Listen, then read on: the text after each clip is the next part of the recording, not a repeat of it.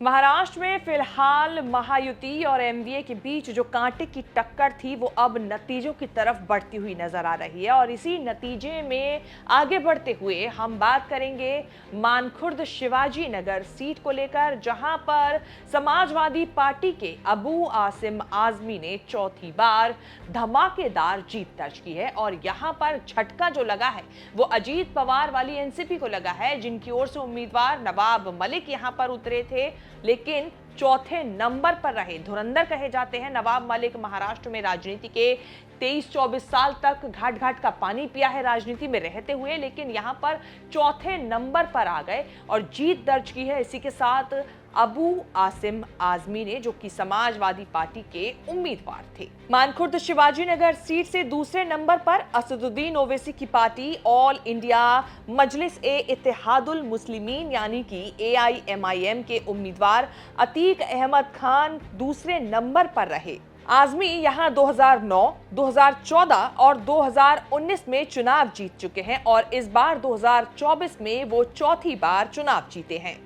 आजमी की जीत को लेकर हम नवाब मलिक की हार बता रहे हैं, लेकिन इससे झटका जो है वो अजीत पवार को ज्यादा लगा है। वो इसीलिए क्योंकि अजीत पवार ने बीजेपी के मना करने के बावजूद भी इस सीट से नवाब मलिक को टिकट दिया था और नामांकन भरने तक उनको नहीं बताया गया था, ऐलान नहीं किया गया था कि इस सीट से उम्मीदवार कौन होने वाला है।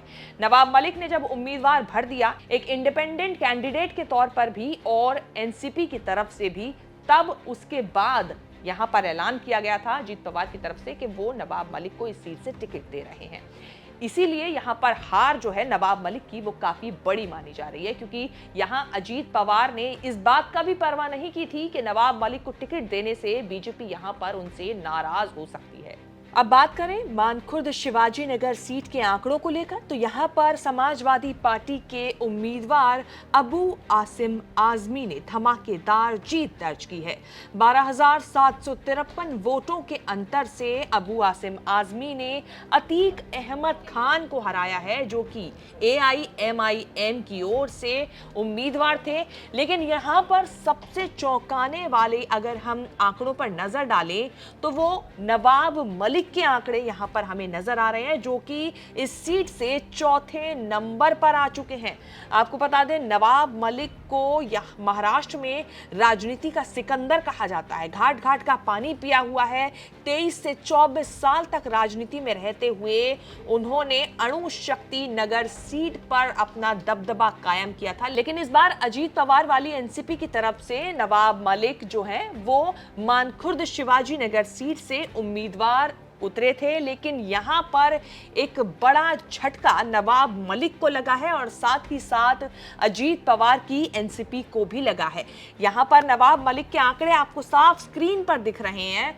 कुल 15,501 वोट नवाब मलिक को मिले हैं और अंतर अगर हम देखें वोटों का तो अबू आसिम आजमी और नवाब मलिक के वोटों के बीच काफी बड़ा डिफरेंस है, जिसे पार पाना भी नवाब मलिक के लिए वाकई मुश्किल साबित होना था। ऐसे में अगर नजर डालें तो पहले नंबर पर समाजवादी पार्टी के अबू आसिम आजमी ने जीत दर्ज की। अतीक अहमद जो कि AIMIM की ओर से उम्मीदवार थे वो दूसरे नंबर पर रहे।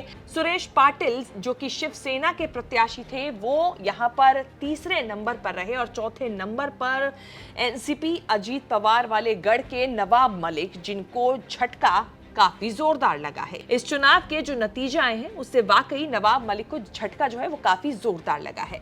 अगर हम टोटल आंकड़े देखें, टोटल सीट्स को लेकर हम देखें तो फिलहाल महाराष्ट्र में 288 विधानसभा सीटों पर जो जंग चल रही है महायुति और एनडीए के बीच, उसमें फिलहाल महायुति आगे निकलती हुई नजर आ रही है। पार्टी वाइज अगर हम बात करें तो देखिए भारतीय जनता पार्टी 24 सीटों पर जीत दर्ज कर चुकी है, तो वहीं शिवसेना जो है वो 15 सीटों पर जीत दर्ज कर चुकी है। एनसीपी जो है वो 14 सीटों पर, शिवसेना यानी कि यूबीटी वाली उनको कुल 2 सीटों पर अभी तक जीत दर्ज हुई है। नेशनल कांग्रेस को, इंडियन नेशनल कांग्रेस को 2 सीटों पर जीत मिली है और शरद पवार वाली एनसीपी को 4 सीटों पर अभी तक जीत मिली है, बढ़त। और जो कुल आंकड़े हैं वो इसके साथ वाली रो में आप साफ तौर पर देख पा रहे हैं।